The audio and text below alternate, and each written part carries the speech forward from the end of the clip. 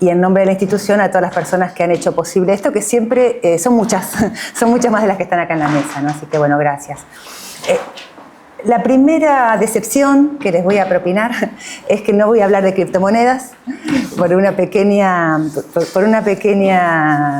desinteligencia, un malentendido, quedó ese título, pero en realidad no estoy trabajando con criptomonedas. Si alguien quiere preguntar, lo podemos investigar para la próxima, pero bueno. Y luego sí arrancamos con, creo que más seguro, estética, tecnoceno e inteligencias artificiales, que era así el tema con el que venía trabajando en la última, por lo menos en los últimos año y medio, últimos 2 años. Para si alguno de ustedes recorrió Tecnoceno, sobre el final de Tecnoceno, que es de fines del 21, yo ya decía que me iba a dedicar a eso. Así que efectivamente el 22, 23 me dio mucho material para seguir trabajando, ¿no? Pero empezamos por Tecnoceno, en todo caso, simplemente para situar en tiempos largos o relativamente largos de qué estamos hablando, dónde estamos, ¿no? En qué momento estamos. Seguro todos ya conocen la conversación o la conversación pública sobre el antropoceno, o sea que no me voy a detener ahí. Tecnoceno es una declinación, una especificación, una perspectiva específica, digamos, de esa discusión del antropoceno. Es mirar el antropoceno a través de la pregunta o de las preguntas por las tecnologías de alta intensidad, de alto riesgo, que se han desencadenado en los últimos 70 años, preguntándonos a través de esas tecnologías de qué modo hemos llegado hasta aquí y de qué modo también podemos mitigar, podemos atenuar algunos de los efectos indeseables de esto que llamamos el antropoceno, el tecnoceno, esta época en la que el viviente con forma humana, ¿no? el viviente humano, los seres humanos, aparentemente hemos desencadenado una gran transformación, ¿no? Hemos dejado huellas en la atmósfera, en la biosfera, en las masas acuíferas, en los sedimentos, que van a permanecer allí por cientos de miles de años y que en algunos casos hemos desencadenado procesos que han atravesado o están por atravesar umbrales de irreversibilidad, ¿no? Por ejemplo, la pérdida de biodiversidad, la pérdida de los bosques tropicales, etc., ¿no? Entonces ahí, esa pregunta, que en el siglo XXI se ha vuelto una pregunta interdisciplinaria, ¿no?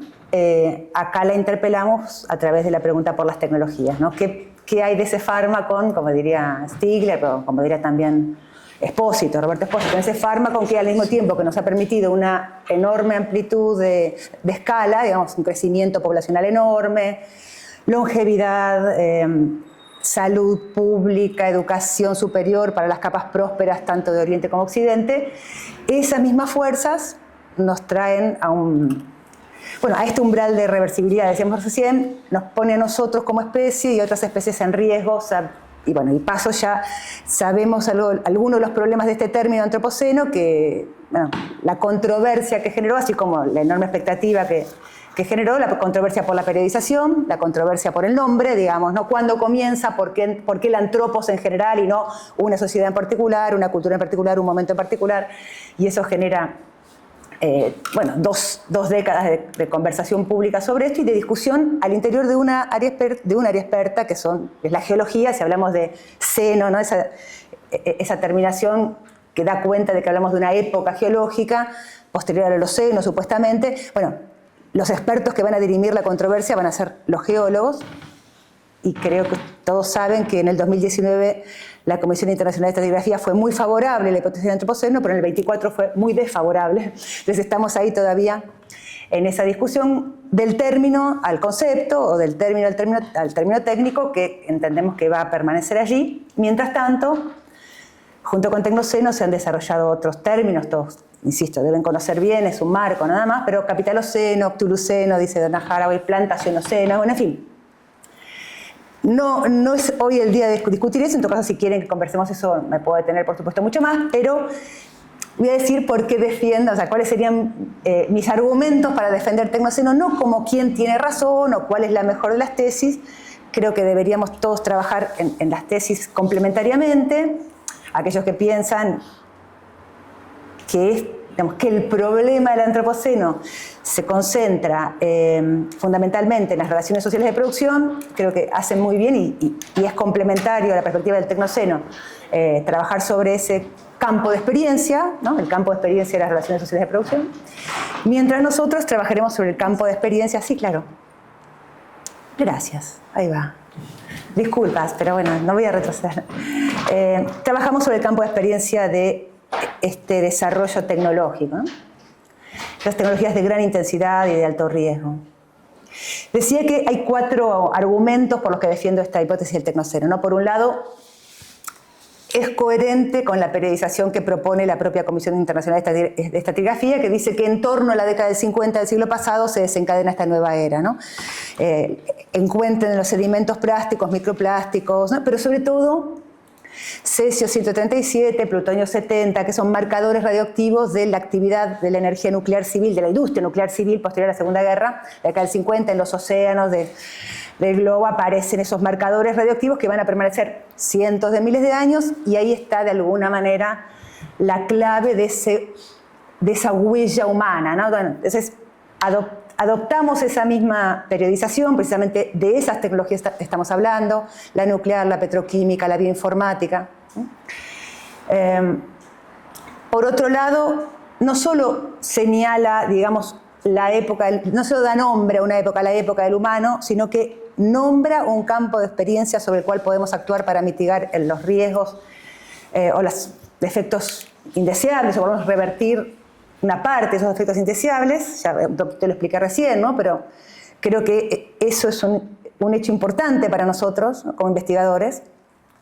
Ya sea o no una época geológica, con que sea una época histórica, digamos, ya es importante entender cuál es el problema y dónde podemos actuar para mitigar ese problema o esos problemas.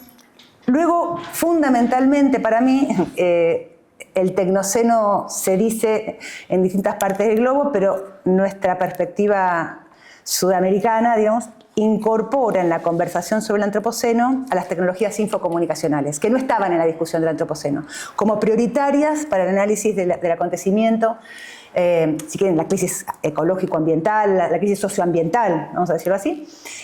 Esas tecnologías han sido condición necesaria, no suficiente, no fueron las únicas, pero son parte fundamental de ese campo de experiencia que nombramos cuando nombramos el antropoceno, y sobre todo han sido fundamentales para desarrollar la escala planetaria, que es aquello de lo que vamos también a hablar hoy, ¿no?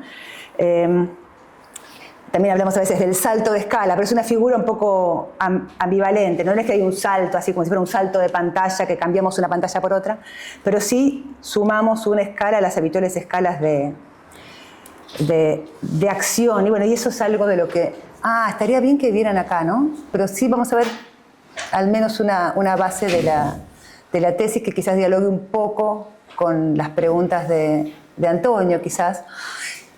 Tradicionalmente en las ciencias sociales veíamos, y ven acá quizás el cruce que yo vengo haciendo también con la tesis biopolítica, digamos, ¿no? Entonces, en ese cruce nos permite anclar algunas de las preguntas clásicas de las ciencias sociales que tienen que ver con las relaciones entre lo que podía ser la unidad mínima de esa preocupación, de ese campo de estudios, que es el individuo, y la unidad máxima, las comunidades, la sociedad, en última instancia la especie, digamos, ¿no? Pero ya la especie es una unidad de las ciencias naturales, ¿no? Las ciencias sociales llegan a la relación entre individuo y sociedad, digamos, ¿no? Las filas 2 y 3 que ven allí, ¿no? Entonces, habitualmente, y yo diría hasta el corpus Foucaultiano, nos habíamos manejado en esas dos escalas fundamentales, ¿no? La escala del individuo, la escala de la especie, las relaciones entre esas dos escalas, ¿no? Y las distintas agrupaciones intermedias, familia, comunidad, ¿no? Sociedad, en fin. Lo que el tecnoceno abre, ¿no? El tecnoceno antropoceno abre, es ese salto de escala, esa ampliación del campo de batalla biopolítico, es el hecho de que tenemos ya políticas, tecnologías, marcos jurídicos que se dirigen a elementos, en la legislación argentina se llama material anatómico humano, elementos precorporales o infracorporales de nuestra especie, e incluso elementos que son de otras especies, también precorporales o infracorporales. Me refiero a células madre, moléculas, genes, ¿no? embriones de la propia especie, o embriones interespecie, que se mantienen fuera del cuerpo gracias a una intervención tecnológica intensiva, digamos, ¿no? Y que pueden entrar y salir del régimen del cuerpo, del propio cuerpo, de un cuerpo de otro cuerpo de la misma especie, o incluso salir. En el año 2019 se conoció la existencia durante 19 días de un embrión, de un grupo de embriones interespecie humano y otro primate, ¿no? En un laboratorio de China, cuya fundamentación, la de la investigación y el desarrollo de esos embriones era tener reservorio de órganos para trasplante. Como hoy hay cerdos que son reservorio de órganos para trasplante humano, ¿no? Para humanos. Entonces digo, claro, esos reservorios son seres sintientes, interespecie, en fin. Para eso ya, insisto, tenemos políticas, tecnologías y hasta marcos jurídicos, ¿no? Y también tenemos políticas, tecnologías y marcos jurídicos para algo que va más allá de la especie humana, que es la relación entre las especies, con el ambiente e incluso con cierta idea de viaje más allá de la Tierra, ¿no? La imagen, que también es el proyecto tecnológico de terraformar Marte, por ejemplo, hoy, ¿no? En fin, tenemos todo, estamos en un momento en el que ese salto de escala está ya en marcha y de alguna manera para nosotros como ciencias sociales y humanas implica también revisar estas escalas e incorporar esas otras dos escalas para el análisis. Acá topográficamente aparece como si fueran que la primera y la última, digamos, la nano y la macro, están muy separadas y en realidad no es así. Tenemos que buscar otras formas de visualizar, ¿no? esta relación entre las escalas, porque efectivamente están muy juntas, son muy unidas esas dos, ¿no? La llamada nano y la que hoy llamamos macro. Otro elemento importante de este cuadro, y ya me voy de acá para ir a lo nuestro, es que la escala estatal es hoy meso, ¿no? Es una escala meso. Y eso es novedoso para nosotros, ¿no? Considerar que lo estatal es meso es un tema fundamental para las ciencias sociales. Nos obliga a un cambio de perspectiva, por supuesto, ¿no? a un cambio de escala, pero también nos va a obligar a ciertos desarrollos conceptuales que todavía están en marcha, ¿no? Una cosita más, y es que parte de... en la foto de hoy, en la foto del presente, la tendencia técnica que abrió estas escalas y la tendencia política, si quieren biopolítica, que está marcada también por no solo la subjetividad, pero digamos, por este proyecto civilizatorio que hoy llamamos neoliberal, del que hablaba recién Oscar refiriéndose al trabajo de Antonio, hace que esa escala meso de la que hablábamos recién esté extremadamente debilitada, extremadamente enflaquecida, digamos, ¿no? Y que tengamos también necesariamente que pensar la posibilidad de o restituirla o repensarla, pero es en relación a ella que hoy podemos hablar de la crisis de la democracia, por ejemplo, ¿no? Es el debilitamiento estructural, infraestructural de esa capa meso frente a la experiencia política frente a la cual nos encontramos, digamos, ¿no? Entonces eso me parece importante también de revelar. Algunos que quizás ya conocen mi trabajo saben que hace tiempo que vengo proponiendo una agenda de trabajo sobre el antropoceno-tecnoceno, digamos, declinado en la figura del tecnoceno. Hoy voy a hablar, diría, de lo que llamamos acá el tema 7 y el tema 8, algo de las ontotecnopolíticas, ¿no? Los trans y posthumanismos, ¿no? Los modos de subjetivación, las formas de vida que emergen, pero esto visto también a través de la estética, ¿no? ¿Qué hacen los artistas con estos problemas? Bueno, en fin, simplemente para ubicar un poco el espacio de investigación que hoy ocupa la tarea. Yo les decía que el año 23, no se los decía, se los digo ahora, el año 23 mi equipo de investigación fue convocado por el entonces, hoy sabemos que saliente, gobierno nacional. Un área de la jefatura de gabinete nos pidió unas recomendaciones para la constitución de una suerte de Iniciativa Nacional de Inteligencia Artificial. En realidad no nos pidieron eso, pero nosotros hicimos eso.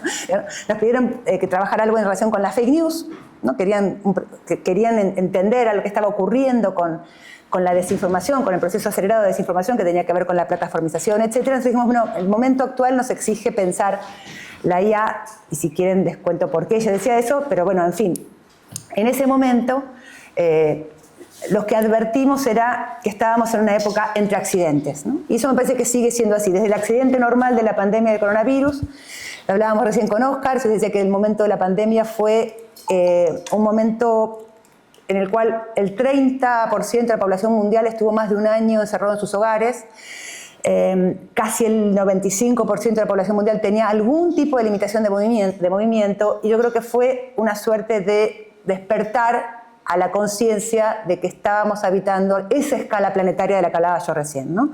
Que un acontecimiento de escala planetaria incidía concretamente en la experiencia más inmediata, que era poder salir de la propia casa, ir a la escuela, ¿no? Ir al médico, acompañar a un familiar enfermo, digamos, ¿no? Algo que había ocurrido en las antípodas estaba incidiendo de manera directa durante un tiempo prolongado en nuestras vidas, ¿no? Creo que si hoy estamos hablando de estos temas es por eso. Es por esa conciencia de que estos temas, que eran aparentemente marginales hasta la década pasada, hoy se han vuelto centrales, ¿no? Y el otro accidente al que estamos asistiendo ahora es precisamente la emergencia de estas nuevas IA generativas, estos nuevos tipos de IA emergentes que están todo el tiempo cambiando, además, o todo el tiempo creciendo, más bien, no cambiando necesariamente, y que nos hacían pensar ya en el año 2023, no sé si recuerdan, en marzo del 23, en un sitio llamado Future of Life, un conjunto de directores de departamento de inteligencia artificial del mundo, pero también, no sé, Yuval Harari, el historiador israelí, pero también Elon Musk, etcétera, firmaron una carta pidiendo parar de tener por 6 meses el desarrollo de IA generativa similar o mayor a ChatGPT 3.5, ¿no? ¿Para qué? ¿Para qué había que suspender? Para darle tiempo a los estados y a las sociedades para entender el tipo de acontecimiento que estaba ocurriendo, ¿no? Y ese hecho performativo de la carta, que acompaña otro hecho anterior que había ocurrido en diciembre de 2022 y que fue la puesta en disponibilidad pública del ChatGPT, porque hasta ese momento había el ChatGPT 3.5, diríamos nosotros hoy, ¿no? Porque si es 3.5 había habido un 3, un 2, un 1, ¿no? Había habido, hacía por lo menos de 2017 se venía trabajando con el GPT. Pero esa puesta en disponibilidad pública fue la que desata una acción performativa o política de gran escala. ¿No? Eso, más la carta, más lo que suscita, que nosotros llamamos el furor normativo posterior, la emergencia de comisiones internacionales de seguridad de la IA, iniciativas nacionales, la legislación de la Unión Europea que se venía trabajando, pero que fue por... Es decir, todo ese acontecimiento performativo. Hoy temprano estuve en un canal de televisión y decía que a mí me hace acordar muchísimo el 95 de la Internet, al año 95, ¿no? El 22-23 fue como el 94-95 de Internet, solo que creemos que no van a ser 30 años, no van a faltar 30 años para darnos cuenta de lo que significaba Internet, que esto va a ser mucho más rápido. Y lo creemos no por una idea visionaria, sino porque la aceleración que permite la capacidad de cómputo de estos grandes sistemas técnicos, que son las grandes IA de las empresas Big Tech, como OpenAI, Google, Amazon, etc., Meta, procesan y computan información y aprenden maquínicamente unas de otras a una velocidad exponencialmente mayor a la de los conjuntos humanos, ¿no? Sociotécnicos humanos. Entonces esto posiblemente en pocos años nos obligue a una transformación en muchos campos de nuestra experiencia, ¿no? Pero entonces esta época entre accidentes es una época heurística, es un momento heurístico para nosotros, un momento creativo. Es ahora el momento creativo. Una vez que se codifique técnicamente distintos usos de la IA, va a haber muchas menos posibilidades de actuar, ¿no? Es un momento tenemos unos años para entender este acontecimiento y después ya vamos solamente a habitarlo, digamos, ¿no? Con las leyes que se vayan dando. Esta imagen solo para recordarles que así como vimos hace un par de años Oppenheimer, habíamos visto un poquito atrás Código Enigma, y esas dos películas nos dan cuenta de una época, el inicio del Tecnoceno, pero también nos dan cuenta de que esta CIA de la que estamos hablando, este sueño que estamos habitando, empezó a soñarse hace 80 años, ¿no? Estamos habitando un sueño que empezó a soñarse hace mucho tiempo, y además que se inician, lo cual no quiere decir que sea un destino final, pero es un comienzo, inician como máquinas de guerra, ¿no? Son tecnologías de guerra. Y esto marca una posición, ¿no? Marca un sentido, ¿no? Antes de pasar a la estética, 5 decisiones teóricas y metodológicas que tomamos para esa investigación que hicimos rápidamente en el año 23 y que comparto con ustedes. No voy a poder explicarlas, las voy a solamente mencionar, pero quizás en la mención luego aparezca alguna pregunta y las retomaré, ¿no? Pero lo primero que voy a decir es que estas IA emergentes de las que estamos hablando hoy no son simplemente tecnologías, no son conjuntos técnicos por más complejos que nos parezca, por ejemplo, el de la energía nuclear. Son metatecnologías, es decir, son conjuntos técnicos que actúan sobre otros conjuntos técnicos. Y esto quiere decir, por ejemplo, que son tecnologías que aceleran y automatizan procesos de la biología, procesos de la industria textil, de la minería, de la salud, y también, ¿no?, de la industria cultural y de entretenimiento. Entonces, en ese sentido, tenemos mayor complejidad para tratar con ellas, digamos, ¿no? La segunda decisión teórico-metodológica es importante, para nada es original, pero es importante relevarla así hoy porque tenía que ver con, como les dije recién, con una dimensión político-normativa, eran recomendaciones normativas, entonces, o que se orientaban hacia la norma. Entonces es importante identificar que el ecosistema digital dentro del cual se incluyen las inteligencias artificiales no son herramientas, no son utensilios, digamos, no herramientas, máquinas solamente, sino que sobre todo son un ambiente. Nosotros decimos un mundo ambiente, ¿no? Pero bueno, alcanzaría con decir un ambiente, ya una hipótesis tanto de Jacques Ellul como de Marshall McLuhan, digamos, ¿no? Habitamos en un ambiente, un ecosistema digital, y eso implica también que es un territorio. En tercer lugar, que lo que llamamos IA generativas también podríamos llamarla sociedad, o sea, llamamos inteligencia artificial, también podríamos llamarlo sociedad artificial, ¿no? Algo en el sentido en que Bernard Stiegler hablaba de la sociedad automática. Vamos por ahí, ¿no? Dialoga con esa idea, pero también lo dialoga desde el punto de vista infraestructural, o sea, de la estructura de esas así llamadas máquinas, conjuntos técnicos. Estructuralmente son sociedad artificial. Con Oscar decíamos hace rato también, en algún aspecto son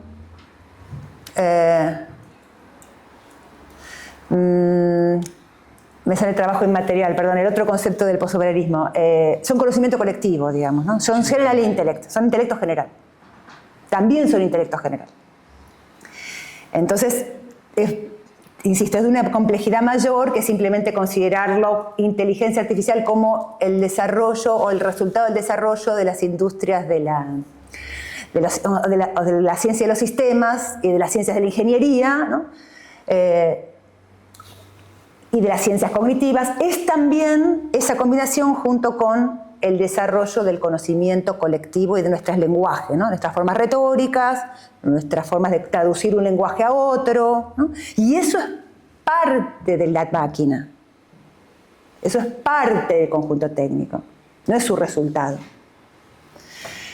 La IA puede ser una tecnología del riesgo. Quienes conocen un poco la propuesta de la Unión Europea, de la ley europea, sabe de qué se trata, si no lo podemos conversar después. Hay usos de estas metatecnologías que son de riesgo y que deben ser tratadas como tal. Y luego proponer, que se habla mucho de pensamiento ético de la IA, ¿no? O sea, las recomendaciones de la UNESCO vienen con la idea de una ética de la inteligencia artificial, y yo un poco con Luciano Fioridi diría que lo que necesitamos es una infraestructura ética, es decir, un pensamiento sistémico de la IA. No alcanza con la ética, en el sentido que por supuesto es fundamental la ética y es condición necesaria, pero es insuficiente para el desafío que nos proponen estos conjuntos técnicos.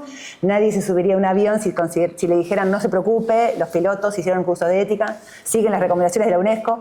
No alcanza para una industria de riesgo en los usos en que esto es riesgoso. Con una ética y con unas recomendaciones es necesario una infraestructura sistémica, es decir, institucionalidad que garantice que el riesgo es aceptable, que los riesgos del sistema, no solo que el sistema es robusto, es decir, que hace aquello que dice que hace, sino que el sistema, siendo robusto, está alineado con los valores de la sociedad, está alineado con los valores democráticos. Sintetizamos acá y ya pasó entonces, si tengo un chiquitito de tiempo, a algo que tiene que ver con las tecnopoéticas críticas, que es lo que miro yo. Bueno, ¿qué hacen algunos artistas con eso? iba a comentarles alguna cosita de la teoría de tecnopoéticas críticas, pero estamos muy ajustados y tampoco los quiero aburrir. Estoy trabajando en un texto que tiene esta hipótesis, tiene este título, Perplejidad por diseño, ¿no? Y donde propongo fundamentalmente que estamos ante un acontecimiento, un poco como les decía recién, en el que se intervienen escalas inhumanas, ¿no? En cuanto a la capacidad de cómputo y en cuanto a la velocidad de las operaciones que tienen estos sistemas técnicos con los que ya estamos habitando, incluso les diría dentro de los cuales estamos habitando, ¿no? En tanto que ambiente. En nuestro ambiente estamos tratando con escalas inhumanas de aceleración y de capacidad de cómputo. Esos mismos conjuntos técnicos nos proponen una automatización algorítmica de lo social, en el sentido de Stigler, ¿no? De esta sociedad automática. No quiere decir que automatizan lo social y eso sería en sí mismo malo. Stigler dice que desde la biología misma hay automatización, digamos, ¿no? La replicación de las memorias es automática, dice él, a nivel tanto de lo biológico como lo psicológico, lo social, en fin, no sería eso el problema en sí mismo, ¿no? Los automatismos biológicos, psicológicos, sociales son parte de nuestra vida. Ahora bien, lo que solemos hacer los humanos es, ante los automatismos o en medio de esos automatismos, nuestra capacidad racional es proceder, ¿no? Permitir ciertas desautomatizaciones, ¿no? Tenemos automatismos como profesores, ¿no? Aprendemos a dar clases y nuestra creatividad, en la repetición, nuestra diferencia es la capacidad de desautomatizar, ¿no? Creativamente o de manera negentrópica, el uso de esa palabra, ¿no? O sea, los automatismos son entrópicos, ¿no? La negentropía que incorporamos es la creatividad que nos permite esa continuidad.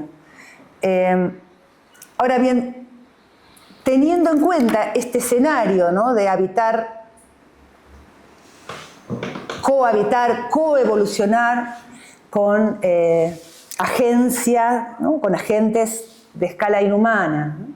En un contexto de plataformización, que es esta algoritmización o automatización algorítmica de lo social, vemos también, y esto yo me informo por colegas, no es parte de mi campo de estudios, pero los colegas que trabajan en otro campo, que es el campo del psicoanálisis, ya vienen desde la escuela inglesa de Winnicott, ¿no? Pero vienen informándonos que cada vez más la clínica hoy de los individuos que se tratan no es tanto la de la normalidad neurótica, ¿no? Como de cierta, dicen ellos, personalidad limítrofe como nueva normalidad, ¿no? Donde aparecen episodios disociativos frecuentes, una cierta dificultad para integrar las diferentes dimensiones del yo, el ello, el super-yo, pero también el tiempo y el espacio, ¿no? La dificultad de prestar atención, el déficit de atención es parte de esta no sé si llamarlo sintomatología, de esta emergencia, de estas manifestaciones, ¿no? No es cuestión tampoco de estas manifestaciones, una desorientación permanente, dicen, ¿no? Y una perplejidad como estado estable. No como un momento de perplejidad, sino como un estado estable.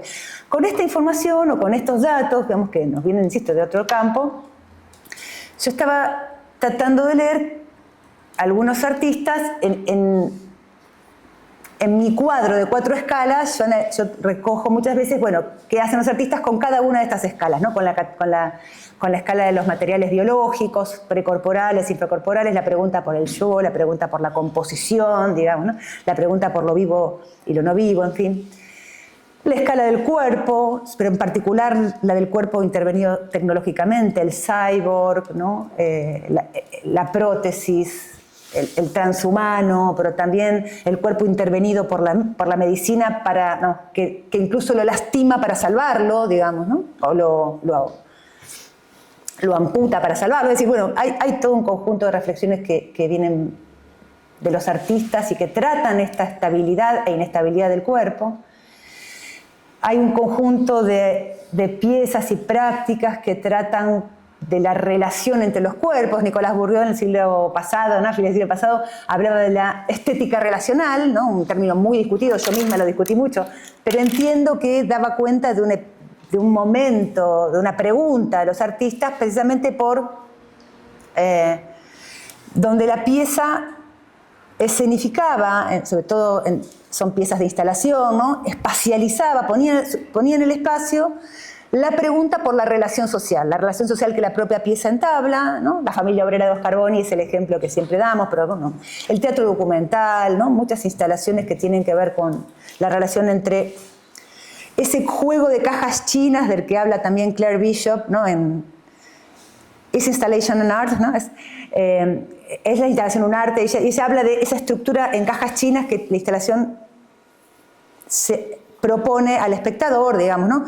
La primera pregunta por la espacialidad y por la relación social que se da en la propia obra, luego entre el espectador y aquello que ocurre en la obra, luego con el espacio que circunda, ¿no? El museo, la galería, el mercado del arte, en fin, en un juego, vamos, entre metafórico y de sinécdoque, entre la parte por el todo, obviamente la pregunta por las relaciones sociales en general, ¿no? Que habitamos en este momento.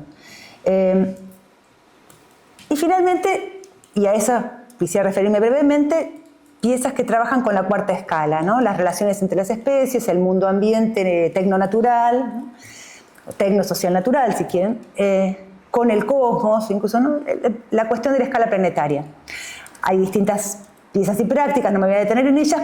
Me preguntaba 2 o 3 cosas que tienen que ver con esto de la perplejidad, o les voy a contar 2 o 3 piezas que me interesaron. Una es una pieza de la industria cultural, no particularmente relevante para mí en su manufactura, pero esta sí es una ilustración, en todo caso, de una imagen, ¿no? de una escena recurrente. Es una película que aparece en Netflix de Sam Esmail, que se llama Dejar el mundo atrás. Julia Roberts y Ethan Hawke, no sé si la vieron.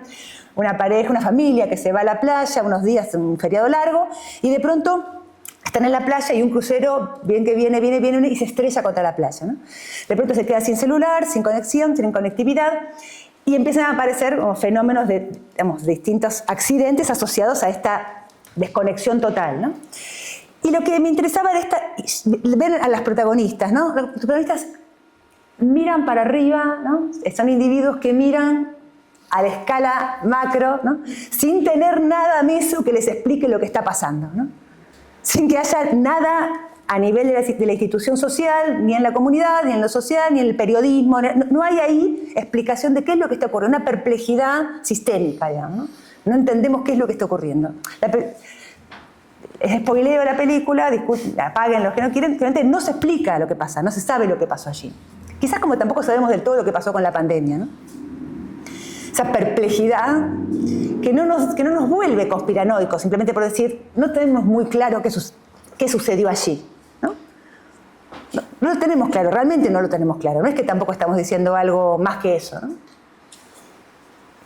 Y ahora sí, 2 textos o 2 piezas y prácticas, en este caso es una serie, en otro caso es una película que me interesaban. Una es una serie que viene siendo un artista argentino con base en Alemania ahora, Charlie Nicholson, que son unas videoinstalaciones en distintos escenarios naturales, digamos, ¿no? En este caso es el Salar de Uyuni o las Salinas Grandes de Jujuy, el Chaltén, el tercer campo de hielo más importante del mundo después de los 2 polos, ¿no? En este caso es en la provincia de Santa Cruz, en los otros 2 son las Salinas Grandes de Jujuy en la provincia de Jujuy en Argentina, el otro es Uyuni en Bolivia. Estos salares son parte del Triángulo del Litio, además, geopolíticamente son muy importantes, lo mismo que el Chaltén, es una reserva de agua dulce fundamental. Él trabaja en estos espacios con la comunidad originaria, pero lo que vemos allí son individuos de esa comunidad, en este caso no hay comunidad originaria del Chaltén, el Chaltén es una ciudad dentro de un parque nacional, no hay nativos allí, pero todos los que están allí son parte de los equipos de rescatistas. Entonces acá están los rescatistas, que si lo ven también están iluminados, son un poco cyborg también esas figuras ahí ya, ¿no? Aparecen, y están dentro de esa espacialidad algo monumental, que son estos salares o este campo de hielo, habitándola, y al mismo tiempo, insisto, sabemos por el intertexto que son parte de una comunidad del lugar, pero nada allí nos indica esa pertenencia, ¿no? Pensaba frente a estas imágenes de paisaje, el paisajismo alemán o el paisajismo romántico inglés, ¿no? Caspar Friedrich, por ejemplo. Ya vemos, el espectador se identifica con este personaje que no está dentro del paisaje, lo está mirando, digamos, ¿no? Está de espaldas a nosotros, lo está mirando, son siempre espectadores, ese paisaje está frente a ellos. Bueno, y en Turner es el paisaje el gran protagonista, digamos, ¿no? Uno siempre está observando eso, mientras que, y vuelvo a Nicholson, Bosque Muerto, por ejemplo, es un lago artificial el más grande del mundo dentro del Amazonas, creado a partir de la construcción de una represa para darle energía eléctrica a la ciudad de Manaus. Encuentra él en internet esta imagen, va a buscar esta comunidad que ahora son pescadores, pero originalmente eran cazadores recolectores de este bosque, ¿no? El video es muy hermoso, muy triste también, si pueden, háganse el ratito para verlo. Y lo que él registra es esta experiencia de el habitar ese espacio que aparece además en muchos casos patrimonializado, ¿no? Son espacios patrimonializados. Vuelve a las salinas, ¿no? Esa relación entre el individuo, la escala micro, la escala macro, sin algo de explicación meso en el medio, creo yo que escenifica parte del problema de esta perplejidad por diseño, ¿no? de esta escala inhumana que estamos habitando, por un lado, y de esta automatización de lo social que pasa por una aceleración que a nosotros se nos escapa. Otra artista argentina que trabaja con inteligencia artificial hace con estas imágenes religiosas unos raros bichos, ¿no?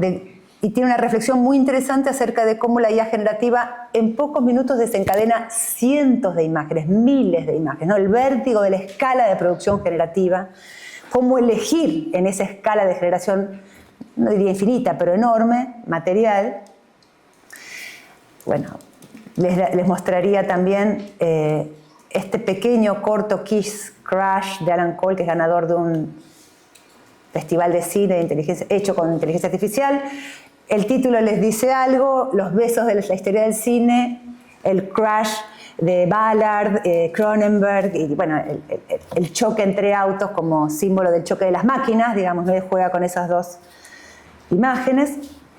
Y luego sí, me gustaría recomendarles, es poco conocido, por eso creo que hay que recomendarlo, es un cineasta muy joven, argentino, Pablo Weber, en este caso particular, homenaje a la obra de Philip Goss. Philip Goss es un naturalista amigo de Darwin,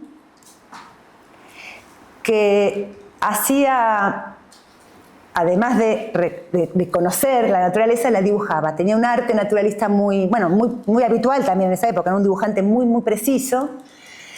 Y Goss era un cristiano muy ferviente y él creía en las escrituras y decía, y claro, cuando se encontraba con los corales, se daba cuenta que esos corales eran muy anteriores a la época de la creación, ¿no?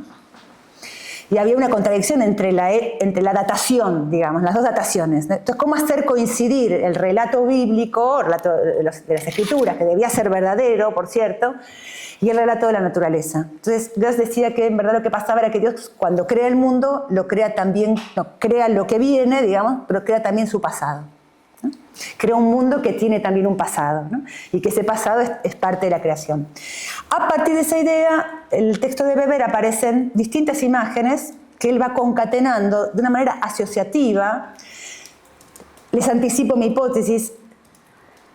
Busca Weber en la estructura de la pieza reconstruir algo de la experiencia de la perplejidad, ¿no? Y de la asociatividad narrativa, donde mezcla desde la tercera imagen que ven ahí, es las imágenes de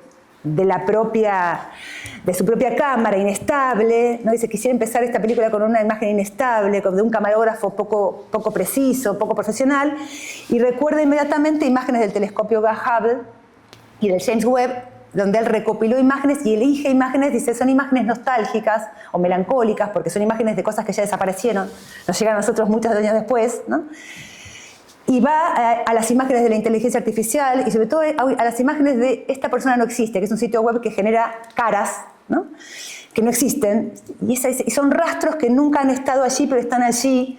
Pero vemos, por ejemplo, que las manos están mal hechas, ¿no? Vemos datos dentro de la información que nos indican que son piezas artificiales, pero realmente son información que no existe, y se pone a mirar Reflejo del agua de su ciudad de Córdoba, también la inestabilidad material de la imagen en el agua, ¿no? Y pasa al archivo de una de las tantas dictaduras que pasó en Argentina, un archivo que bajo cierta luz artificial empieza a hacer aparecer imágenes que no aparecían, y recopila información encontrada en la web de Estado Islámico y la guerra de Siria, y las imágenes de propaganda del Estado Islámico aparecen en la película. Son imágenes prohibidas para su emisión, ¿no? Y sigue narrando, ¿no? Bueno, en fin, no quiero seguir toda la asociación, pero los 30 minutos de película es una gran asociación en la cual Weber todo el tiempo recuerda ese trabajo de Philip Glass a través de imágenes que en cada uno de sus pasos nos preguntan por el estatuto de la información. La pregunta por la información. Por la materialidad de esa información y por el sentido, en el mismo sentido que hablaba, que quizás no se los dije cuando decía que las tecnologías infocomunicacionales eran importantes para el Tecnoceno, y yo diría que porque son al mismo tiempo hard, son infraestructura, y son soft. Transmiten, llevan, transportan sentido, ¿no? En el mismo sentido, en la película de Weber, la información es aquello que es una materialidad y es también una lucha por el sentido. Creo que en ese encuentro entre una forma, una gramática de la época, ¿no?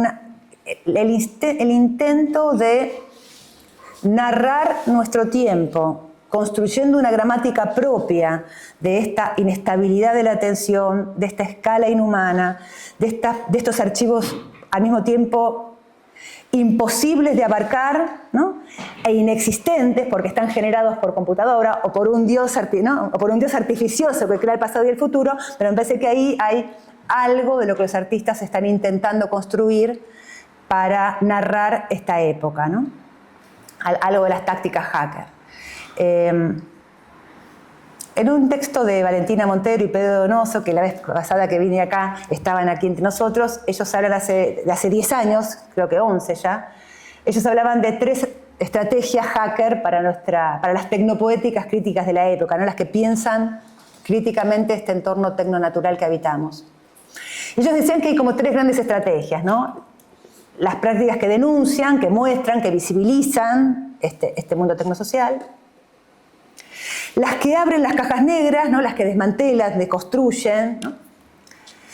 Y las que proponen alternativas. Hasta ahí el texto de Valentina y de Pedro, donde yo agregaría entonces, un poco pensando en Nicholson y pensando en Weber, proponen alternativas por oposición a la época, lo lento, Antonio, de lo que vamos a encontrar, ¿no? Las tecnopéticas lentas, o por profundización y desvío. Creo que Weber lo que hace es profundizar y hacer un desvío de las líneas de fuerza del momento.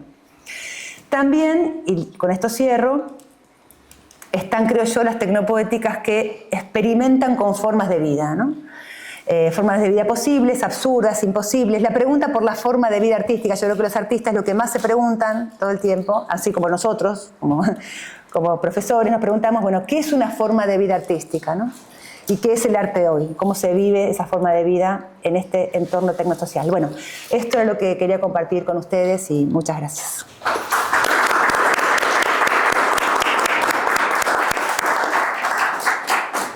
Muchas gracias, Flavia. Antonio. Pues, muchas gracias, Óscar. Muchas gracias por la invitación para conversar con Flavia y sobre este magnífico libro, Tecnoceno, que es el origen, aunque la exposición de hoy de Flavia ha ido más allá, ¿no? del libro de Tecnoceno. Bueno, voy a hacerme eco de algunas de las cosas que acabas de hacer. La verdad es que también nos habías enviado estos últimos días un texto sobre transhumanismo, sí, al que también quiero hacer referencia, y algún elemento del libro de Tecnoceno. Voy a empezar por el final. Dale, luego claro. Digo alguna cosa, algún elemento del libro que me llamó mucho la atención, sobre todo en relación con la estética, que me interesa especialmente, y luego el texto que en principio íbamos, ¿no? Sí. Que era a conversar, que era la cuestión del transhumanismo. Porque recientemente, no lo ha dicho Flavia, ha escrito un texto, sí, que es muy interesante, sería estaría muy bien que se pudiera compartir, sobre que es una especie de mapa del transhumanismo y poshumanismo. Bueno, aparte de que es un texto muy valioso en relación con la reflexión, también me parece muy interesante porque aparece todo el mapa, ¿no?, de esta problemática del transhumanismo. Pero es muy fascinante para mí, ¿no?, estas 4 escalas, la nano, micro, meso y macro, y cómo, pero claro, no has tenido tiempo, sería interesantísimo, ¿no?, que desarrollaras algunas de las cosas que solo has apuntado, ya las conozco por ti, como lo del savon de corps, el jabón, una instalación, ¿no?, en cierto modo, una propuesta en torno a un artista, ¿no?, que crea jabón con la grasa de su liposucción, ¿no? Esta es la primera escala de cómo se puede hacer una obra de arte con materiales biológicos de la propia artista. Bueno, me parece muy interesante esto, ¿no? La primera escala, la segunda escala, que tiene mucho... La escala micro tiene que ver con cuerpos intervenidos tecnológicamente, y con el body art, que conocemos muchos experimentos, instalaciones. La relación entre los cuerpos, lo relacional, que sobre todo es el arte político, más que hay infinidad, ¿no?, de obras y, por supuesto, de instalaciones, pero sobre todo te has extendido en la cuarta escala, ¿no?, en la escala planetaria, en la escala macro, y has puesto toda una serie de ejemplos de obras. Desde luego, realmente, qué pena, no lo conozco. Si lo hubiera sabido antes, lo hubiera visto y podría haberlo estudiado y comentar esto que ha aparecido, que me he enterado ahora mismo, ¿no?, esta obra que es fascinante, de Pablo Weber, esta obra en la que habla de un científico del pasado, pero al mismo tiempo lo relaciona, creo que lo que parece, porque no la conozco, por lo que has comentado, ¿no?, está haciendo constantes asociaciones que tienen que ver con el pasado, con el presente y con el futuro, con el pasado relativamente lejano, que es el siglo XIX, pero que nos llevan a un pasado muy lejano, ¿no?, pero al mismo tiempo el presente, el que quizá todavía no se ha hecho el duelo con estas imágenes que comentas, ¿no?, de desaparecidos, que asocia, por lo que me comentas, con imágenes de estrellas desaparecidas, que cuando esas imágenes llegan a nosotros ya han desaparecido. En realidad son como las imágenes fotográficas, ¿no?, de la época analógica, que en el fondo siempre eran, ¿no?, de imágenes de desaparecidos. Ese conjunto de asociaciones ciertamente me recuerda mucho a Harun Farocki, creo, ¿no?, que hace una... Va por ahí, sí. Que va por ahí. Bueno, creo que te animo, ojalá saques también un libro, ¿no?, sería interesantísimo que pudieras ofrecernos, ¿no?, un libro en torno a estas 4 escalas, ¿no?, y cómo desde el ámbito de la estética se puede reflejar esto. Ahora voy que en realidad esto no es hacerme eco, ya lo tenía más o menos, lo tengo preparado y lo voy a comentar, que es mi fruto. Luego conversamos, obviamente, ya pasamos a la parte. ¿Te acuerdas, Flavia? Nos dijo Óscar que sería una jam session. Quería que fuera algo todo improvisado, aunque luego, hablando con Flavia, comentamos que mejor no lo improvisamos. Bueno, entonces, en este último día que he tenido tiempo, pues he preparado esto que voy a intentar muy rápidamente comentar, ¿no? 2 partes, que es algo que, porque hay 1000 aspectos que podríamos tratar, pero me voy a centrar en una cuestión que tiene que ver con la estética, que aparece ya en este libro de Tecnoceno, y el otro texto de transhumanismo. Hay una parte que está dedicada, muy interesante, que yo creo que es lo que hace que sea el libro muy original, que tiene que ver con lo que Flavia denomina formas de vida infotecnológicas. Y, entre otras cosas, habla dentro de esta parte de formas de vida de vida infotecnológica, de la relevancia de la estetización del individuo. En un sentido, no en un sentido positivo en el que le damos en esta institución, Instituto de Estética, sino más bien en el sentido que, por ejemplo, Benjamin utilizaba estetizar, ¿no?, cuando hablaba de estetizar la política. Aquí Flavia, en Tecnoceno, cuando en la parte dedicada a la estetización, habla en este sentido patológico. Y, por ejemplo, cita los textos de Boris Groys, como sabe Óscar, me interesa mucho, en torno al autodiseño, o la antropóloga que yo no conocía, Paula Sibilia, que hace referencia a algo que encontramos cada vez más en el mundo digital y que todos tenemos experiencia en relación con ello, que es la exhibición de la intimidad en las redes sociales y la espectacularización de la personalidad, en el sentido de que a través de las redes principalmente nos presentamos cada uno de nosotras, de nosotros, como un espectáculo en búsqueda de la mayor audiencia.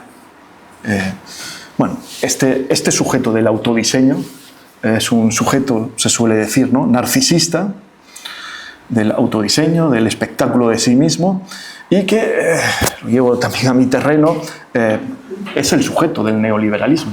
Tiene mucho que ver con la subjetividad neoliberal. Obviamente esa subjetividad neoliberal no se puede entender si no leemos libros como el de Flavia Costa, si no relacionamos la subjetividad neoliberal con la revolución tecnológica de nuestro tiempo, que es fundamentalmente la digital. Sobre esto del autodiseño y el narcisismo quería hacer, porque lo hemos hablado también en estos últimos días, la ambivalencia de todos estos conceptos y categorías, la ambivalencia del propio concepto de narcisismo. Porque cuando se habla del sujeto neoliberal como sujeto narcisista, obviamente tiene una dimensión muy crítica, pero siempre me llamó mucho la atención, aunque finalmente llega a conclusiones parecidas a las críticas del narcisismo, que Boris Groys defendiera o diera la impresión de que el narcisista es realmente aquel que tiene en cuenta al otro. Mientras que, por un lado, solemos, ¿no?, cuando hablamos de narcisismo, es aquel sujeto que anula al otro, bueno, tiene el otro, por ejemplo, en la subjetividad neoliberal, es simplemente un enemigo o un competidor.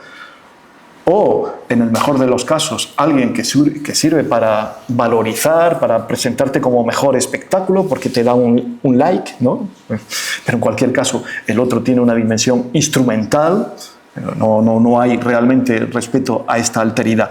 En este sentido, ¿no?, generalmente solemos criticar a este sujeto narcisista que puede acabar en algo que encontré en un crítico de cine que a mí me entusiasma, que se llama Serge Danet, el grado cero de la alteridad, el narcisismo como el grado cero de la alteridad. En cambio, Groys dice algo en relación con esta ambivalencia que dice que, y puede parecer algo contraintuitivo, pero tiene su gracia, que el sujeto narcisista es realmente el que tiene en cuenta al otro, el que verdaderamente tiene en cuenta al otro. Bueno, la imagen narcisista. ¿Qué es la imagen narcisista? Muy rápidamente. Es el resultado de una doble actividad. La de contemplar el narcisista, se contempla a sí mismo, pero también produce una imagen, estamos hablando de autodiseño, para que sea contemplada por otros. Lo importante no solo es la mirada de la imagen propia por el narcisista, es casi más importante la exhibición de esa imagen y la opinión que dan los otros acerca de esa imagen. Por eso dice Groys que realmente es el narcisista el que más... porque su opinión acerca de sí mismo depende mucho de la opinión del otro, del resultado de esa exhibición. Dice también Groys algo que no sé si perder el tiempo en esto, pero en el fondo la imagen narcisista es una imagen, dice que es una imagen kenótica. La kenosis es este concepto teológico que hace referencia al vaciamiento de la dimensión divina, ¿no? del Hijo de Dios. La imagen narcisista es una imagen kenótica porque es todo cuerpo, todo exterior, en el sentido de que para el narcisista lo importante es lo que opinen los otros, en el fondo no la opinión propia que tenga, no lo que generalmente se ha asociado con el mundo interior propio. El problema de esta concepción kenótica de la imagen del sujeto narcisista, dice Boris Groys, es que el sujeto narcisista nunca puede, y esta es la inquietud de ese sujeto, nunca puede ejercer un dominio soberano sobre su propia imagen, porque depende de la mirada del otro. Depende de la mirada del otro, la imagen del sujeto narcisista. Y en nuestro tiempo depende de algo todavía peor, porque la mirada del otro sobre todo tiene lugar en los medios digitales. Y si hay algo imposible de controlar por parte de este sujeto narcisista, es cómo es utilizada o la opinión acerca de nuestra imagen en estos medios digitales. En realidad, la imagen, dice Groys, esto también siempre me interesó mucho, decía que la imagen narcisista tiene que ver con lo que Kojev, el famoso filósofo hegeliano, denominaba deseo de segundo orden, que son deseos de reconocimiento o deseo de ser deseado. El narcisista, tal como lo ve Groys, sobre todo es, y por eso en el fondo no es el que más tiene en cuenta al otro, porque es deseo de ser deseado, deseo de ser reconocido. Pero este reconocimiento es muy difícil de lograr. Bueno, todo lo que escribe Flavia Costa en esta parte sobre el autodiseño, sobre la creación por cualquiera de nosotros, de nosotras, de nuestra propia audiencia en las redes, creo que podría ser considerado quizá como la versión estética del empresario de sí mismo. Si la ideología neoliberal invita al individuo a que se convierta a sí mismo en empresa, igualmente hoy se le invita a que se convierta en su propia obra de arte. Esta operación depende de una lógica productiva que conecta con la subjetividad neoliberal y que desde luego no supone una ruptura con el tiempo, de la modernidad, que es un tiempo escaso y por tanto es un tiempo que ha de ser ahorrado y es un tiempo que se traduce en dinero. Si esto es así, si la lógica de este individuo, de esta estetización, es esta lógica productiva, asociada con la lógica moderna, de un tiempo que es escaso, esto contradice los objetivos de las versiones más utópicas del transhumanismo. Porque el transhumanismo, que pretende vencer las enfermedades, vencer la mortalidad, por tanto, si realiza esto, si vence las enfermedades y vence el transhumanismo la mortalidad, finalmente nos convertimos en inmortales, incorporamos otro tipo de temporalidad que ya no es escasa. Entonces esto es contradictorio, ¿no? Choca realmente esta estetización, que cada vez es más grande en este contexto del tecnoceno, con las aspiraciones del transhumanismo.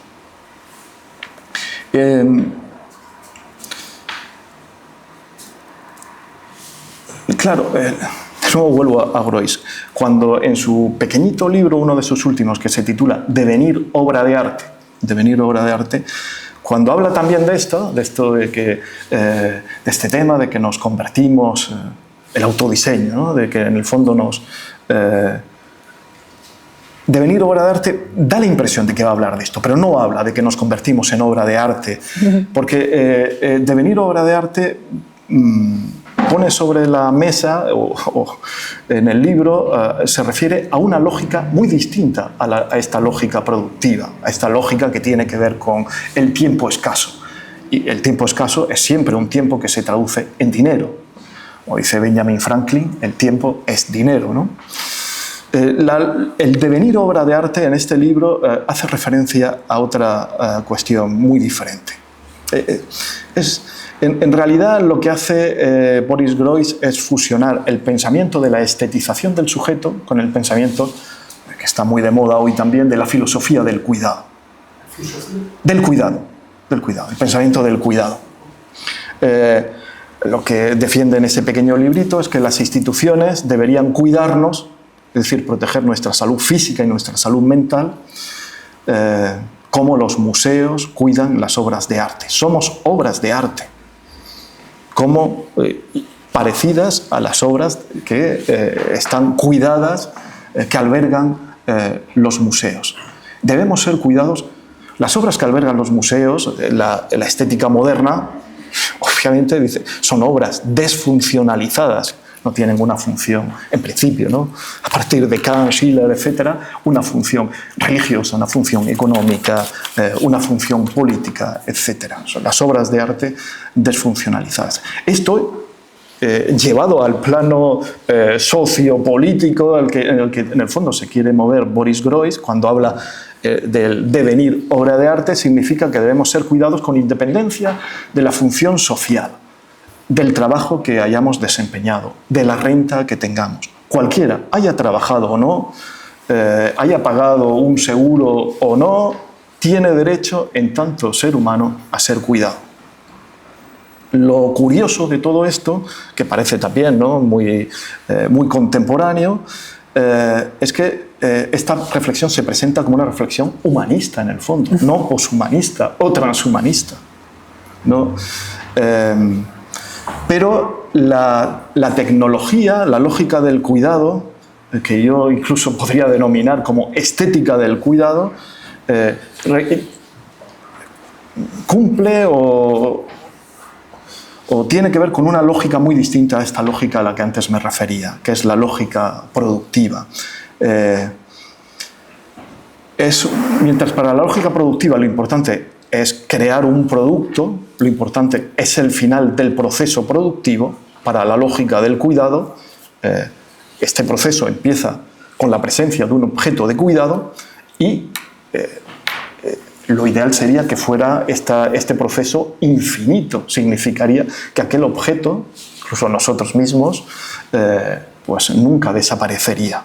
Lo más temido es, sin embargo, lo más deseado para la lógica productiva. Para la lógica productiva lo que se desea es producir el producto, es llegar al final de ese producto, el final del proceso. En cambio, el final de este proceso de la lógica del cuidado es la muerte, es la desaparición del cuidado. Por tanto, esta lógica es una lógica conservacionista, que, insisto, en contraste con la lógica productiva, está unida a un proceso infinito y una profunda inquietud por el desgaste futuro. De momento, pero solo de momento, si nos tomáramos en serio lo que dice el transhumanismo, el cuidado no es infinito. Pero si nos tomáramos en serio las aspiraciones del transhumanismo, quizá el cuidado podría ser infinito, porque de momento los cuerpos humanos mueren. Quizá este pensamiento de la lógica del cuidado, pues que no es, insisto, no tiene nada que ver con la lógica, creo, productiva, tenga que ver también con el antropoceno y con la preservación eterna de ese objeto que es la misma naturaleza. Bueno, transhumanismo, y ahora algo muy breve sobre transhumanismo. No sé cuánto tiempo llevo, algo sobre transhumanismo. Yo creo que, para conectarlo con lo que acabo de decir, este texto, que lamentablemente pues, no sé si lo has leído, Óscar, sí. Para si te puedes, entonces ahora te puedes incorporar, ¿no?, a la conversación del transhumanismo. Fundamentalmente, al final, con lo que me quedo del transhumanismo es, sobre todo, con la aspiración a la inmortalidad. Es como, dicen muchas cosas, pero finalmente lo más impactante del transhumanismo, por lo menos a mí lo que más me llama la atención, es la aspiración a la inmortalidad, que es algo ya muy antiguo, ¿no? O sea, claro. Estamos quizá ya no tanto a comienzos del siglo XXI, pero si miramos hace un siglo, a comienzos del siglo XX, o quizá mejor el periodo de entreguerras, después de la Revolución Rusa, después de la Primera Guerra Mundial, esa obsesión por la inmortalidad era muy grande, ¿no? El propio Boris Groys, obsesionado con el pensamiento cosmista, el cosmismo tiene que ver con todo esto que estamos comentando, con las escalas planetarias. El cosmismo primero fue ruso y luego después, tras la Revolución Rusa, fue soviético. Incluso es anterior a la Revolución soviética, el cosmismo. Pero es una obsesión que ya es muy vieja, ¿no? Esto de la escala planetaria. Pensamos que es actual cuando ya los cosmistas y esta cuarta escala estaba ya presente a principios del siglo XX. Y podría citar, pero no solo los soviéticos, obviamente, por lo menos por toda Europa, incluso en el extremo de Europa como es España. No tengo tiempo, ¿no?, de perderme. Hay una novela de estas distópicas muy divertida, del periodo de entreguerras, de un autor que me interesa mucho, que se llama Luis Araquistain, que se llama El archipiélago maravilloso, que tiene una de las partes, uno de los relatos se llama La isla de la inmortalidad, que es una crítica a un intelectual que él conocía, que es Miguel de Unamuno, obsesionado por la muerte, y que, me parece muy fascinante porque dice cosas muy parecidas a las que encontramos en el pensamiento cosmista, pero es natural, ¿no? Pertenece a esa época. Las tecnologías del cuidado a las que antes me refería tienen también como horizonte máximo la inmortalidad. Y las tecnologías del cuidado, en principio, aparecen como la alternativa más radical contra el tiempo del neoliberalismo, porque el tiempo del neoliberalismo sigue siendo el tiempo de esa lógica productivista a la que antes nos referíamos, la lógica que tiene que ver con ser avaro con el tiempo, ¿no? Y que, insisto, ¿no?, es perfectamente resumido por esa expresión tan famosa de Franklin. El tiempo es dinero. El transhumanismo, y que Flavia distingue de los poshumanismos críticos, ahora no vamos a entrar, pero el transhumanismo quiere utilizar la revolución tecnológica de nuestro tiempo para acabar con la muerte. Una versión extrema del transhumanismo que ha estudiado en su texto, extropianismo, no sé si lo he pronunciado bien, extropianismo, dice incluso que se puede acabar con la ley de la entropía. Y por tanto todo esto que tiene que ver con el instinto de muerte no tiene ningún sentido. Buena parte de nuestra cultura, empezando por Freud y también, por ejemplo, con Georges Bataille, ya no tendría ningún sentido esto del extropianismo. Flavia Costa, lo que quiero decir, que ha demostrado que el transhumanismo es una corriente de pensamiento que está,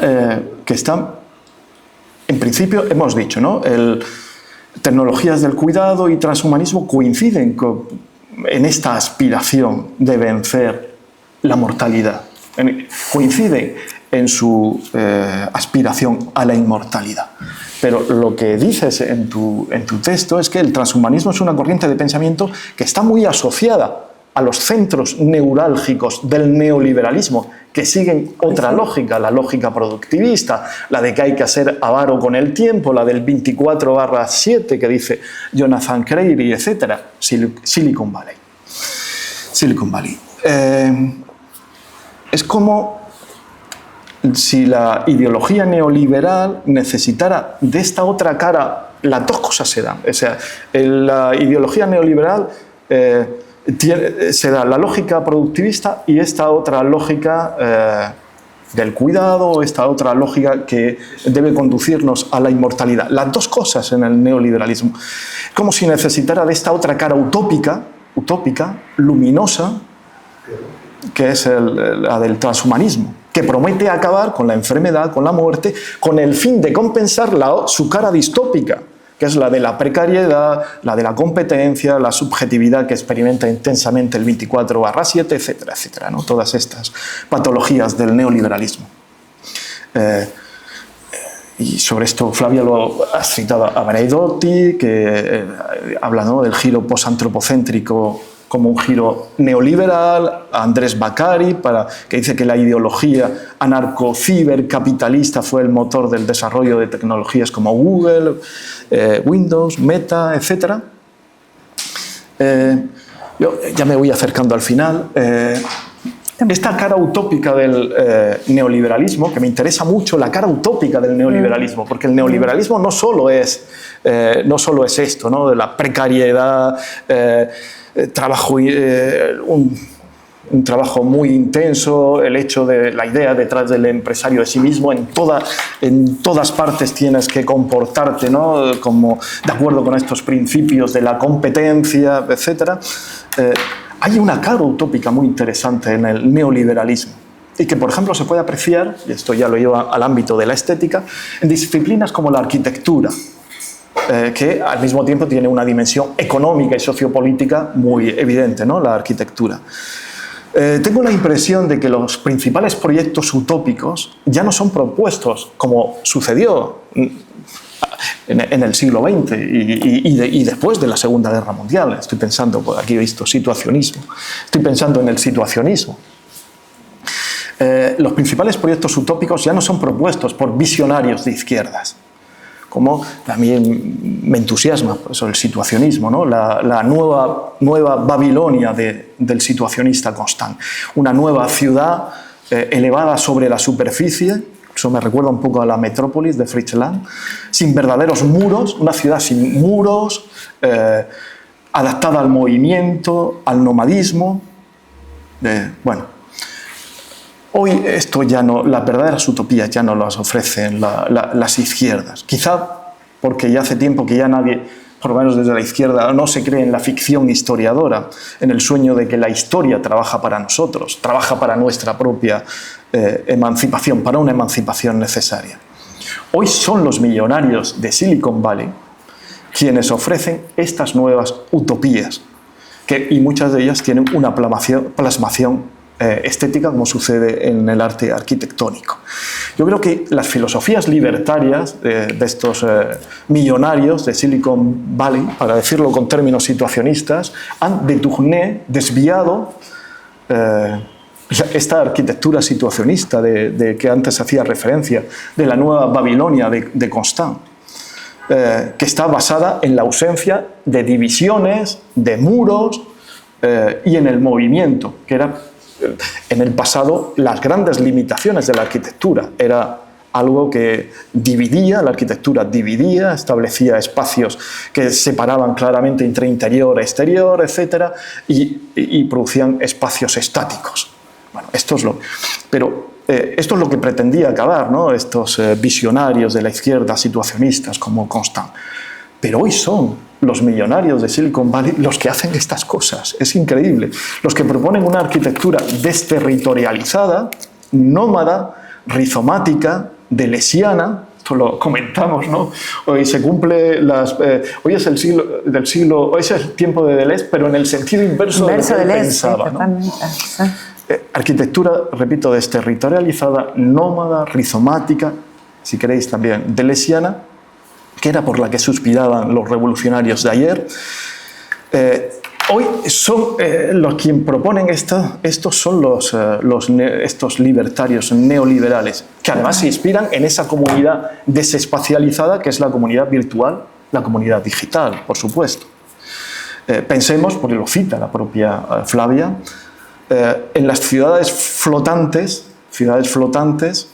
que fueron imaginadas o que han sido imaginadas por David Friedman, el hijo de Milton, el famoso Milton Friedman, y por Peter Thiel, el cofundador de PayPal. Estas ciudades no son otra cosa que comunidades autónomas que debían moverse por las aguas internacionales, que se movían fuera de los alcances, de los límites territoriales de los estados. Bueno, podríamos decir otras cosas, ¿no? También me fascina, ¿no? Claro, estas propuestas de colonización de Marte, de Elon Musk, ¿no? Que se trata de una propuesta radical de desarraigar al ser humano del planeta Tierra y que en realidad conecta una vez más con las aspiraciones cosmistas de hace más de un siglo. El cosmismo era tan elitista y antidemocrático como creo que son estos neoliberales libertarios, aunque no puedo detenerme en esta cuestión. Y ya termino, ¿verdad? Que tengo mil cosas, sobre todo no tengo tiempo tengo una propuesta, ¿no? Qué bueno. Pero la alternativa, o sea, enloquecida quizá, pero no la voy a decir.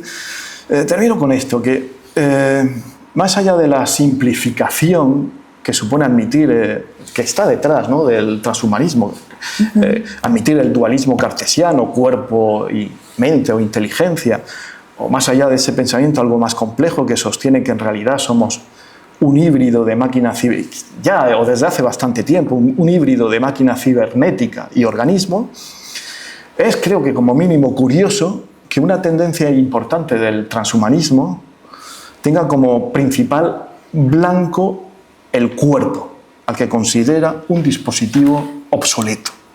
Flavia escribe en su artículo que según Fereidún Esfandiaris, no sé si lo he pronunciado bien, no sé si soy muy despectivo cuando digo esto, este estrafalario individuo que se bautizó a sí mismo con el nombre FM-2030, ya no se llama Fereidún Esfandiaris, sino FM, o se llamaba, ya está muerto, decía que el cuerpo es una camisa de fuerza biológica de la que hay que deshacerse lo antes posible. Lo cita Flavia. Y que, excepto el cerebro, dice, todo lo demás es primitivo y se está volviendo superfluo. Bueno, pero lo que parece deducirse del desarrollo de la inteligencia artificial, yo diría que es más bien otra cosa, que lo que se está volviendo superfluo y primitivo es nuestro cerebro. Nuestra inteligencia es la que se ha quedado atrás, no tanto nuestro cuerpo. Ya la propuesta, que no la voy a hacer, ¿no?, era decir que lo que no se queda atrás, que tengo la impresión de que con la inteligencia artificial es el cerebro el que se puede quedar. Pero lo que no se quedaría atrás, esto tiene que ver con la estética, claro, con lo que estamos aquí, es lo que yo me gustaría denominar, esto se lo tomo prestado a un hombre también del pasado, del siglo XIX, pero que sigue inspirándome mucho, que es Giacomo Leopardi, que es su pensiero poetante, su ultrafilosofía. Pues se podría denominar de muchas maneras. Lo que intento es imaginar un pensamiento, una inteligencia que pudiera hacer frente a las patologías que se derivan de hacer realidad el programa transhumanista. El pensiero poetante, solo lo enuncio sin desarrollarlo, se trataría de un pensamiento abierto en primer lugar a la empatía. Philip K. Dick, el famoso escritor de relatos de ciencia ficción, cuando trataba de la diferencia entre máquinas y seres humanos, sobre todo decía que las máquinas eran obedientes, previsibles y carecían de empatía. Bueno, carecían de empatía, especialmente este carecer de empatía, que por otro lado es lo que quiere el neoliberalismo. El sujeto neoliberal por excelencia es el sujeto que carece de empatía. En un mundo competitivo como el neoliberal, los sujetos mejor adaptados son los que carecen de empatía y tienden, como el sujeto paranoico, a ver en el otro un enemigo potencial. Así que en este aspecto, neoliberalismo y transhumanismo otra vez son profundos aliados. El pensiero poetante es un pensamiento abierto a la poesía, al arte, etc. Es un pensamiento que desarrolla la empatía, que desarrolla lo imprevisible, el acontecimiento, lo que resulta inaccesible a nuestras mediciones y evaluaciones, que da mucha importancia a la oscuridad, la necesidad. El propio Freud decía, ¿no?, que cuando se da cuenta, ¿no?, de que su pensamiento podía ser utilizado para el control social, que todos tenemos derecho a la oscuridad. Incluso lo que mencionas al final de tu artículo de transhumanismo, lo que dice Rafael Juste en el ámbito de la neurología y en relación con estos derechos, neuroderechos, en el fondo, a mi juicio, tiene que ver con esta defensa de la oscuridad. Yo creo que el arte tiene mucho que ver con esto. Defensa de la oscuridad. También tiene que ver con la defensa con algo que puede parecer absurdo, pero que para mí no lo es, que son la defensa de las ilusiones. Las ilusiones en realidad son los valores, los ideales que nos permiten levantarnos todos los días y que a veces es ese otro pensamiento que conecta casi con el arte, que considera que no es una tontería la pari de Pascal, la apuesta, el principio mayoritario, pero que no se puede hacer ciencia seria apostando, al parecer, pero sin embargo desde este punto de vista puede ser muy interesante para combatir algunas de estas patologías. Y luego, lo último que quería decir, y ya de verdad termino, es obsoleto es el cuerpo. Como obsoleto, el transhumanismo dice que obsoleto es el cuerpo, y dicen no el cerebro, cuando, y repito, la inteligencia artificial parece decir otra cosa, pero obsoleta es también la naturaleza. En cambio, el pensiero poetante en el que estoy aquí defendiendo como algo que es algo muy distinto a la inteligencia artificial, creo, se inspira en la naturaleza. La naturaleza también es ambivalente. Obviamente, desde el siglo XIX, los reaccionarios emplean la naturaleza para defender jerarquías y desigualdades. Pero si acudimos también a otros autores, por ejemplo, La muerte de Empédocles, de Hölderlin, la naturaleza como la presenta, como un conjunto de elementos que son todos iguales, y esto tiene que ver también, ¿no?, con muchos de estos teóricos del antropoceno y artistas. En cambio, esta naturaleza sería muy interesante. Bueno, lo dejo aquí, tenía más cosas, tenía aquí cosas sobre Pasolini, pero eso ya la semana próxima, porque en realidad Pasolini es el Leopardi del siglo XX. Y en Las cenizas de Gramsci, cuando habla del conté y contraté, se lo dice a Gramsci, cuando habla del contraté, en el fondo está defendiendo una oscuridad. Las dos cosas, ¿no? La luz que proporciona la teoría marxista, pero también la oscuridad que tiene que ver con lo que solo proporciona, lo que tiene que ver con el arte, con la singularidad, con esa diferencia que es imposible que los conceptos, que las categorías generales sustituyan, ¿no? Una obra de arte es singular, como lo somos cada uno de nosotros, pero no por nuestro pensamiento, sobre todo por nuestros cuerpos, por nuestros afectos, por nuestra memoria, etc. Bueno, puntos suspensivos. Lo dejo aquí.